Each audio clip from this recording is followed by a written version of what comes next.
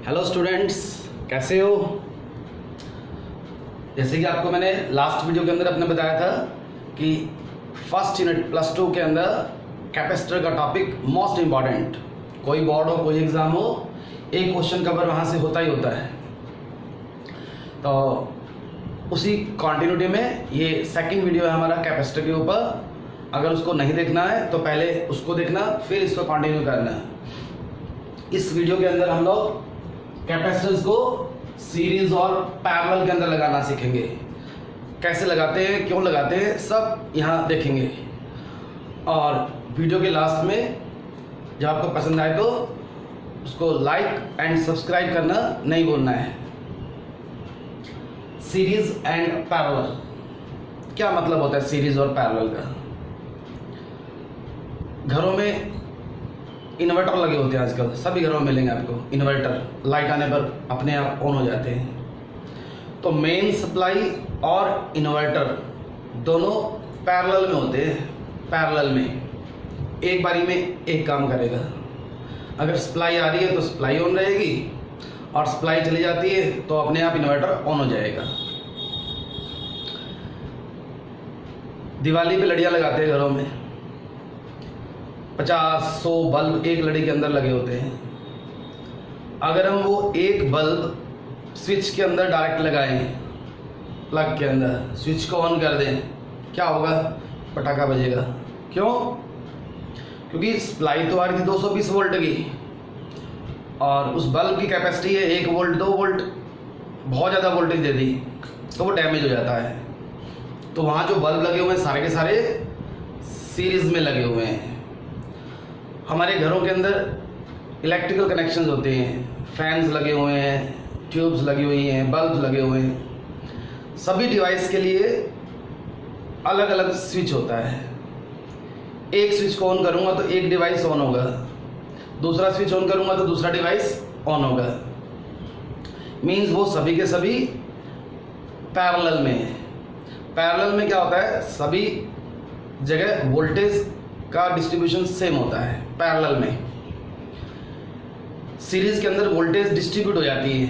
मैंने कहा जो लड़ियाँ लगा रखी थी, एक बल्ब लिया, उसका प्लग में लगाया, स्विच ऑन किया, पटाखा बज गया। जब पूरी लड़ी लगाते हैं तो कुछ नहीं होता, क्योंकि वहाँ सीरीज के अंदर जो पोटेंशियल होता है वो डिस्ट्रीब्यूट हो जाता है। स्कूलों में देखा होगा कई बार, एक क्लासरूम के अंदर 3-4 फैंस लगे हुए हैं, पंखे लगे हुए हैं। स्विच ऑन करते हैं सारे ऑन हो जाते हैं, स्विच ऑफ करते हैं सारे ऑफ हो जाते हैं। और ख़ास बात नोट करना, वहाँ पर उन फैंस की स्पीड कम होती है। कारण 4 पंखे थे, चारों को सीरीज़ में लगा दिया, सीरीज़ में वोल्टेज डिवाइड हो जाती है, तो स्पीड अपने आप ऑटोमेटिकली क्या हो जाएगी? कम हो जाएगी। अगर उन चारों के लिए अलग अलग स्विच लगाए तो चारों को वोल्टेज बराबर मिलेगी। 10th क्लास में भी आते हैं resistances in series in parallel, उनके लिए एक फार्मूला निकालते हैं। जोड़ते ही क्यों हैं हम सीरीज या पैरेलल में? सपोज मैं कोई इलेक्ट्रिकल सर्किट बना रहा था, मेरे को कैपेसिटर चाहिए। मेरे पास जो अवेलेबल है 5 माइक्रोफैड के बहुत सारे कैपेसिटर हैं। मेरे को सर्किट के अंदर 20 माइक्रोफैड का कैपेसिटर चाहिए। तो कोई बोलेगा कि 4 जोड़ लो, 5 माइक्रोफैड के 4 कैपेसिटर ले लो, 20 माइक्रोफैड टोटल कैपेसिटी आ जाएगी। अब मेरे को चाहिए 1 माइक्रोफैड कैपेसिटर, और अवेलेबल कितने? 5 माइक्रोफैड के। तो कम से ज़्यादा तो कोई भी बोल देगा 5 माइक्रोफैड कैपेसिटर का यूज़ करके 1 माइक्रोफैड कैपेसिटर कैसे बनाएंगे। तो यहाँ जब आर्टिकल करेंगे वाला सीरीज और पैरेलल का देखेंगे हम लोग। सर्किट की टोटल कैपेसिटी इंक्रीज भी होती है, डिक्रीज भी होती है, लेकिन उससे पहले सीरीज और पैरेलल का कॉन्सेप्ट क्लियर करेंगे। ये ऐसा कॉन्सेप्ट है, इसके ऊपर न्यूमेरिकल्स जो आते हैं, मोस्ट इंपॉर्टेंट है न्यूमेरिकल्स, सब्जेक्टिव एंड ऑब्जेक्टिव दोनों पे एग्जाम्स के अंदर। तो सीरीज और पैरेलल का कॉन्सेप्ट सीखेंगे यहाँ। आप ये मान के चलो, कैपेसिटर को सीरीज में जोड़े या पैरेलल में जोड़े, उनको ऐड करने के लिए एक फार्मूला है हमारे पास, जो ड्राइव करना है अपने को। यहाँ देखो, मैं कुछ पॉइंट्स बनाऊंगा, उन पॉइंट्स के अंदर ना तो मैंने रेजिस्टेंस लिया और ना कैपेसिटर लिया, सिर्फ पॉइंट्स है।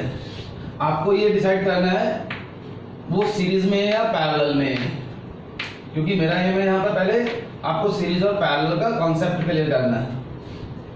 पॉइंट्स की नेमिंग कर देते हैं 1 2 3 4 5 6 7 8 9 एंड 10।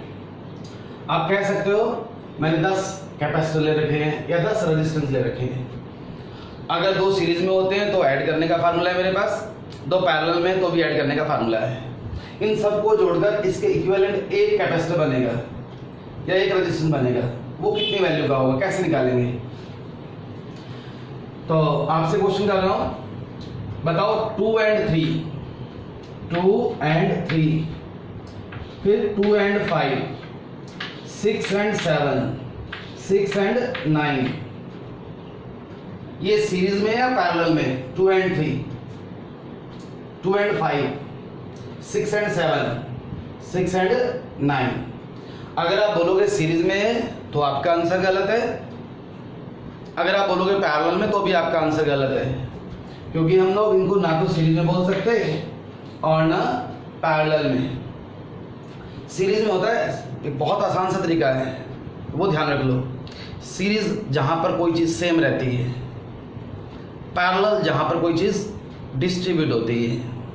एक लाइन बोल रहा हूं, चार्ज करंट और पानी, चार्ज करंट और पानी तीनों की नेचर एक जैसी होती है। जहां से रास्ता मिलेगा वहीं से निकल जाएगा। अगर मैं यहां से पानी छोड़ देता हूं, पानी वाटर, तो जितना पानी फर्स्ट से जाएगा उतना ही सेकंड से जाएगा। It means 1 and 2 are in series. जहां कोई चीज सेम रहती है वो सीरीज में कहलाती है। अब यहां से जो पानी चला था वो दो जगह डिवाइड हो रहा है, मींस ना तो 2 3 के साथ सीरीज में ना पैरेलल में। डिवाइड कहाँ हुआ? 3 और 5 के अंदर ना, तो ये दोनों पैरेलल में होंगे, ये दोनों पैरेलल में होंगे, लेकिन इससे आगे भी कुछ है इसलिए ये वाला कॉन्सेप्ट भी नहीं लगा सकते। ऐसे ही 5 and 6 सीरीज में, 7 and 8 सीरीज में, जितना पानी 7th पॉइंट से जाएगा उतना ही 8 से जाएगा, जितना 9 से जाएगा उतना 10 से जाएगा। सीरीज और पैरेलल का कॉन्सेप्ट वहां अप्लाई करना है जहां कोई डाउट ना हो। अब 2 3 मैं अगर सीरीज में बोलूं तो डाउट है मेरे को 5 कहां जाएगा, फिर अगर इनको पैरेलल में बोलता हूं तो फिर 5 कहां जाएगा। तो जहां डाउट आए इसका मतलब आप गलत कर रहे हो। अगर मैं बोलता हूं 1 and 2 आर इन सीरीज तो बिल्कुल ठीक कॉन्सेप्ट है, इन दोनों को हटा के एक कैपेसिटर बन जाएगा। अगर ये कैपेसिटर्स हैं तो उसका नाम रख दिया मैंने ए। फिर 3 and 4 सीरीज में तो इनको हटा के बी बन गया। 5 and 6 सीरीज में थे, इनको हटाकर सी बन गया। 7 and 8 ये दोनों सीरीज में थे, इनको हटा के डी बन गया। 9 and 10 आर इन सीरीज, इनको हटाकर ई बन गया। पहले टोटल 10 कैपेसिटर थे, अब कितने रह गए अपने पास? 5। वो जो दो सीरीज वाले गायब किए उन दोनों के ऊपर सीरीज वाला फार्मूला अप्लाई किया तो ये वैल्यूज मिली है अपने को। अब अगर मैं आपको ये बोलूं कि बी और सी पैरेलल में है, ये दोनों पैरेलल में तो ले लेंगे, फिर ये कहां जाएंगे? गड़बड़ हो जाएगी।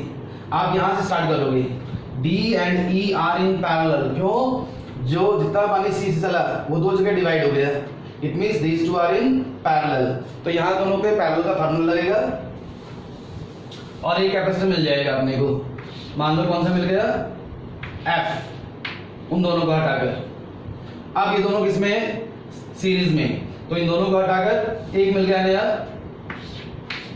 जी। अब ये देखो डिवाइड हो रहा है ना यहाँ पर, तो ये दोनों किसमें है? पैरेलल में। इन दोनों को हटाकर एक मिल जाएगा H। अब जितना पानी यहां से गया वो सारा यहां से जाएगा। ये दोनों किसमें है? सीरीज में, I। मींस मेरे पास 10 कैपेसिटर थे, कह सकते हो 10 रेजिस्टेंस थे। कि सीरीज और पैरेलल का कॉन्सेप्ट ये नहीं कि कैपेसिटर के लिए अलग होगा, रेजिस्टेंस के लिए अलग होगा, सबके लिए सेम रहता है। तो हमें तो कॉन्सेप्ट सीखना है सीरीज और पैरेलल किसको बोलते हैं। तो उन सबको सॉल्व करके अपने पास एक बन गया यहाँ पर आई। ये तो निकालना होता है total capacitance of the circuit, ये total resistance of the circuit. अब आर्टिकल जो था हमारा capacitor in series and parallel, इसके लिए फार्मूला ड्राइव करना है। उससे पहले आपको 3-4 पॉइंट्स बता रहा हूं, वो नोट करेंगे। First, in series charge oblique current remains same. जैसे मैंने बोला चार्ज, करंट और पानी तीनों की नेचर एक जैसी। चार्ज का कॉन्सेप्ट फर्स्ट यूनिट में काम आता है, करंट का सेकंड यूनिट के अंदर, सीरीज के अंदर ही सेम रहते हैं। Second, in parallel potential remains same. जैसे आपको एग्जांपल दिया, घरों में जितने भी इलेक्ट्रिकल कनेक्शंस हैं वो सब पैरेलल में होते हैं, मींस हर एक को बराबर वोल्टेज मिलती है। Third, in series potential gets distributed. Fourth, इसके लिए एग्जांपल आपको दिया, जो दिवाली पे लड़ियां लगाते हैं हम लोग, उसके अंदर बल्ब होते हैं, सभी जगह पोटेंशियल डिस्ट्रीब्यूट हो जाता है। Fourth point, in parallel charge oblique current. Charge जो है, करंट कोई भी हो, in parallel charge oblique current gets distributed. अगर ये 4 पॉइंट्स नहीं मालूम है अपने को, प्रॉब्लम आती है, तो ना तो ये आगे वाले सिंपल से 2 आर्टिकल है वो समझ में आएंगे अपने को, और न्यूमेरिकल्स का तो कहना ही क्या है। अब हम टोटल कैपेसिटी के लिए एक्सप्रेशन ड्राइव करेंगे। अगर क्वेश्चन लिखना चाहो तो find an expression for total capacitance when 3 capacitors of capacity C1, C2 and C3 are connected in series। आपको पहले भी वीडियोस के अंदर बताया है, जो मैं यहाँ काम करवाता हूँ उसके नोट्स के लिए वीडियो के अंदर एक वीडियो के नीचे एक लिंक दिया होता है, आप उसके ऊपर क्लिक करो, आपको उस टॉपिक के नोट्स मिल जाएंगे। उसकी हेल्प लेकर और वीडियो की हेल्प लेकर आपको अपने सेल्फ नोट्स प्रिपेयर करने हैं। तो हमारे पास अब 3 कैपेसिटर हैं, say of capacity C1, C2 and C3. These 3 are connected in series across a battery or cell। Cell और बैटरी में क्या डिफरेंस होता है? सेल ये होता है और battery is nothing but a combination of cells। Battery is a combination of cells। And what is a cell? Cell is a source of EMF, जो अपने को वोल्टेज सप्लाई करता है, उसको बोलते हैं हम सेल। तो की क्लोज कर दिया हमने, सर्किट के अंदर चार्ज फ्लो कर रहा है, से Q, यहाँ प्लस Q चार्ज था, जो बड़े वाला साइन होता है पॉजिटिव का, छोटे वाला नेगेटिव का। Let Q1, Q2 and Q3 are the charges across C1, C2 and C3। Further, let V1, V2 and V3 are the potential drops across these 3 capacitors respectively। जो बोल रहा हूं अपने को सब थ्योरेटिकली में लिखना पड़ता है। अब देखो ध्यान से देखना, जितना पॉजिटिव चार्ज यहां है उतना ही पॉजिटिव चार्ज यहां होगा। क्यों? ये कंडक्टर है, ये शेप ये वाली है लेकिन है तो कंडक्टर, और जो कंडक्टर का सरफेस होता है that behaves as an equipotential surface. जितना पॉजिटिव चार्ज यहां आएगा उसके इक्वल नेगेटिव चार्ज दूसरी प्लेट के ऊपर आएगा।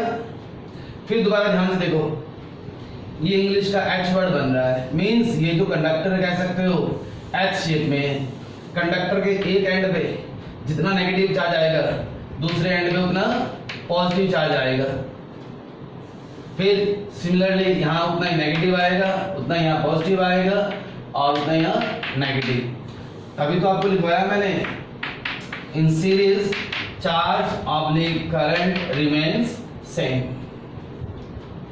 Q1, Q2, Q3 इसलिए इक्वल होंगे।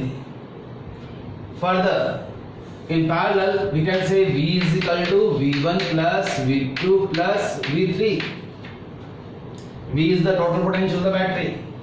ऐसा क्यों लिखा मैंने आपको? जो पोटेंशियल वाला आर्टिकल है वहां आपको समझाते हैं पोटेंशियल होता क्या है।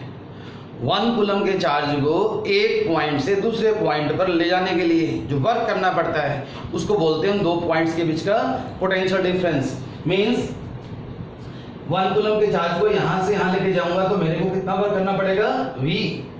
एक और प्रॉपर्टी थी इलेक्ट्रिक फील्ड की, electrostatic field is conservative in nature.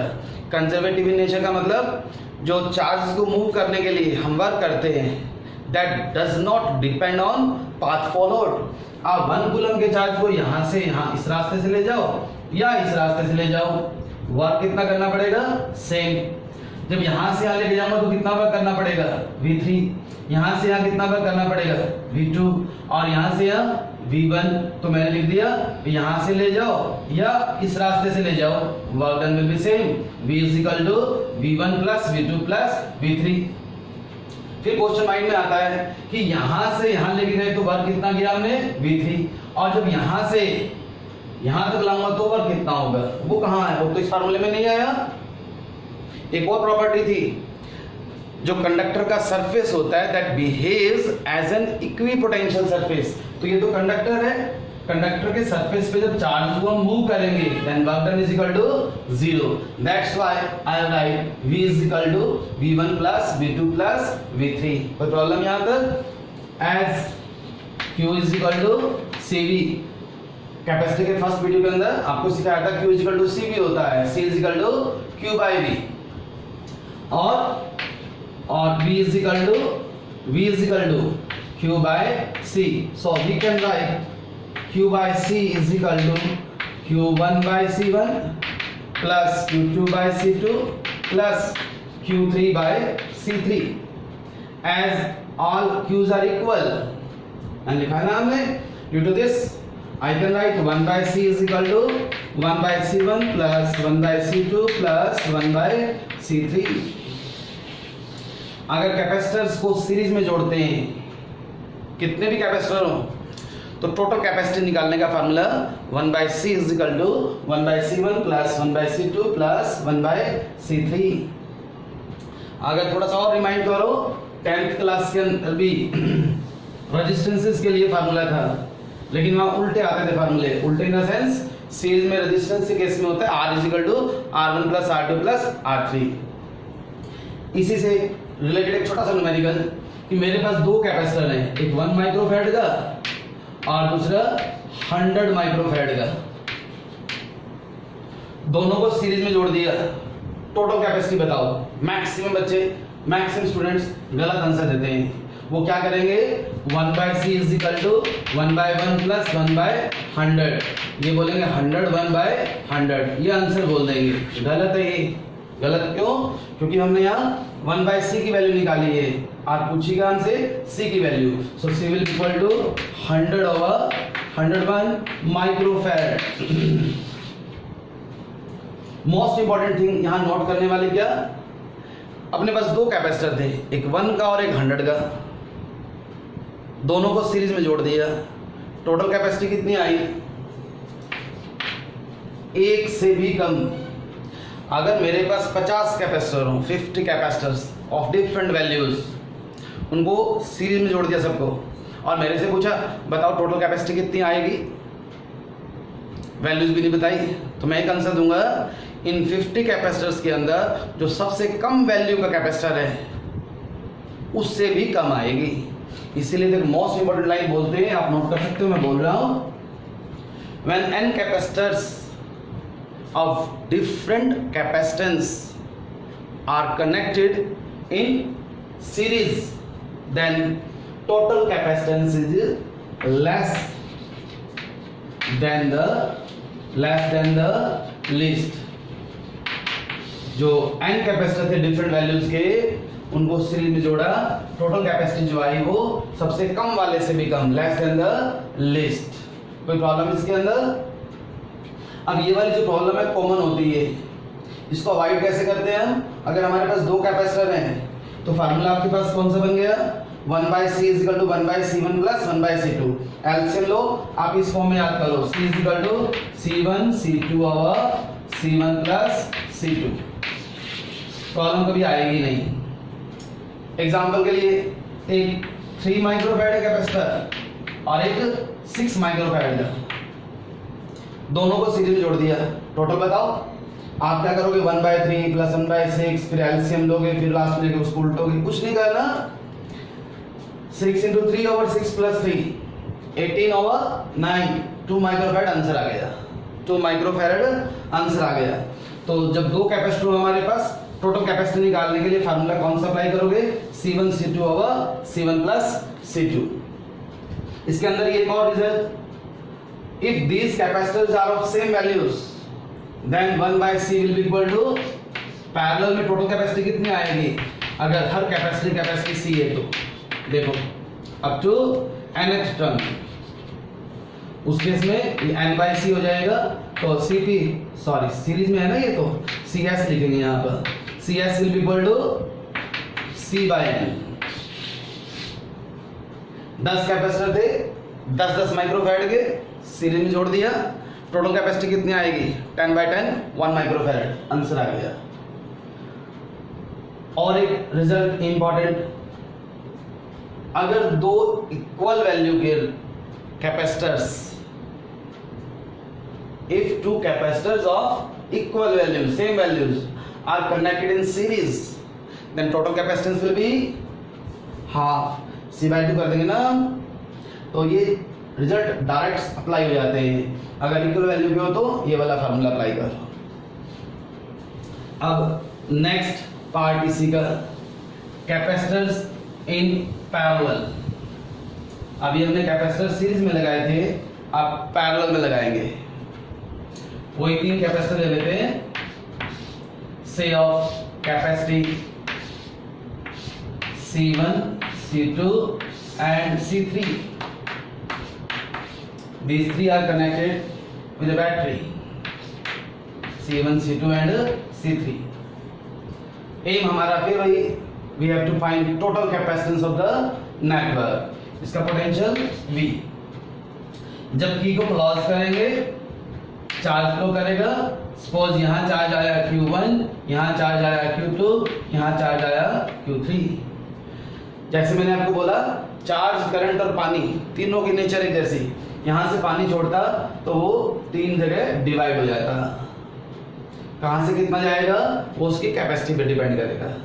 Late V1, V2 and V3 are the potential drops across these 3 capacitors C1, C2 and C3 respectively.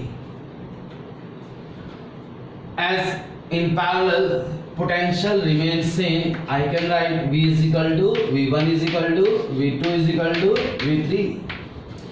इस चीज का तो रट्टा लगा लेते हैं, पैरेलल में पोटेंशियल सेम होता है। क्यों होता है, अभी लास्ट आर्टिकल में बताया आपको। 1 कूलम के चार्ज को आप इस रास्ते से लेके जाओ या इस रास्ते से लेके जाओ, और दिस वन और in this way, in each case we have to do same amount of work done because electrostatic field is conservative in nature. That's why V is equal to V1 is equal to V2 is equal to V3, but Q is equal to Q1 plus Q2 plus Q3। जितना charge यहाँ से चलेगा वही तो 3 जगह divide होगा, और कहीं से ना आ सकता है ना कहीं जा सकता है। As Q is equal to CV, I can write CV is equal to C1V1 plus C2V2 plus C3V3. As all V's are equal, you can say C is equal to C1 plus C2 plus C3.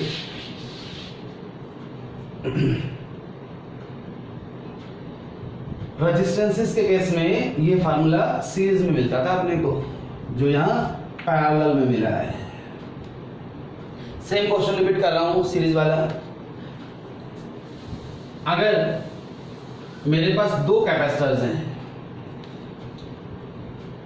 एक 1 microfarad का और एक 100 microfarad का, दोनों को parallel में जोड़ दिया। सर्किट की टोटल कैपेसिटी कितनी आएगी, सर्किट की टोटल कैपेसिटी 1 + 100 101।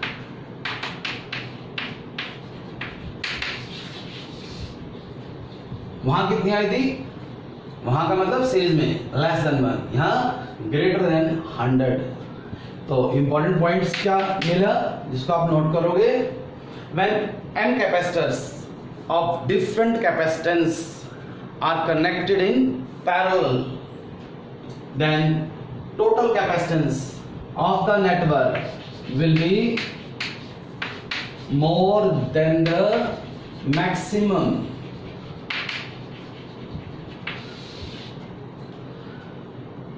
जैसे हमारे पास अगर 50 कैपेसिटर डिफरेंट वैल्यूज के सबको जोड़ दिया पैरेलल में, बताओ टोटल कैपेसिटी कितनी होगी? वैल्यूज भी नहीं बताई, तो हम यही बोलेंगे भाई उन 50 कैपेसिटर्स के अंदर जो सबसे ज्यादा वैल्यू का है, जो सबसे ज्यादा वैल्यू का है, टोटल कैपेसिटी उससे भी ज्यादा आएगी। अगर if we are having n capacitors of same values, n capacitors of same values connected in parallel, then total capacitance will be equal to C plus C plus C plus up to nth term। तो कितना आ जाएगा? n into C। Series में था C by n, यहाँ n into C। इसके अंदर कोई doubt, कोई प्रॉब्लम? एक 1 मार्क क्वेश्चन है, ऑब्जेक्टिव सब्जेक्टिव दोनों में कवर होता है, इंपॉर्टेंट है, लिख लीजिए। बोलता हूं we are having n capacitors of same values, we are having n capacitors of same values, they are first connected in parallel and then in series। First जो n कैपेसिटर्स थे same value के, पहले इनको parallel में जोड़ा हमने और फिर सीरीज में। दोनों केस में जो टोटल कैपेसिटी आएगी, find the ratio of total capacitance in the two cases, means Cp over Cs। कितना बनेगा ये? पैरेलल में आया हमारे पास n into C और सीरीज में कितना आया था? C by n, you will get n square। ये आंसर आएगा। कोई प्रॉब्लम इसके अंदर तो बोलो। नेक्स्ट आर्टिकल लेंगे अब। We know that capacitor is a device which is used to store the energy। Energy को स्टोर करने का एक डिवाइस है।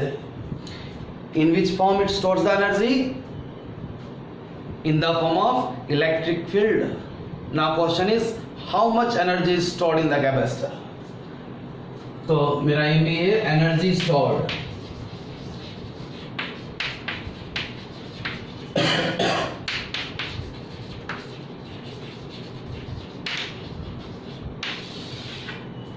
बाजार से कैपेसिटर लेके आया,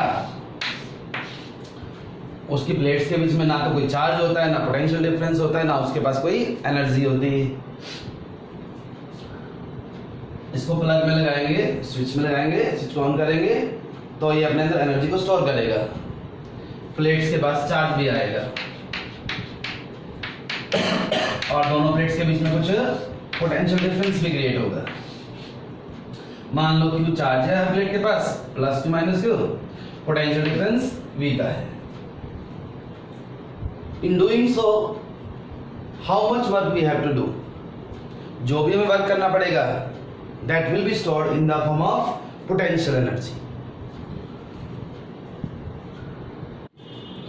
अब हमारा एम है Q चार्ज देने के लिए कितना वर्क करना पड़ता? Let dq is the additional charge given to capacitor।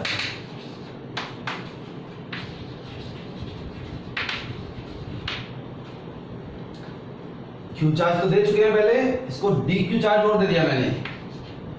In doing so, small amount of work we have to do। In doing so, small amount of work done। कितना होगा? Potential difference कितना दोनों plates के बीच में? पहले V और charge कितना दिया हमने और dq। Total work done total work done, दोनों तरफ इंडिकेट करो V into D Q. V potential constant नहीं है, जैसे से चार्ज देंगे कैपेसिटर को प्लेट्स के बीच में पोटेंशियल डिफरेंस चेंज होगा। तो इस V को क्या करो, Q is equal to CV होता है, तो V is equal to Q by C। Q work निकाल रहे हैं कहां से कहां तक, 0 चार्ज से लेके Q चार्ज, हमने फाइनली कितना चार्ज दिया उसको Q, उसके लिए वर्क निकाल रहे हैं। इसको सॉल्व करो, C तो कांस्टेंट है, बाहर आ जाएगा इंटीग्रेशन के साइन से, तो W will be equal to 1 by C Q square by 2। Q का इंटीग्रेशन कर दिया 0 टू Q और Q square by 2C। This is total work done.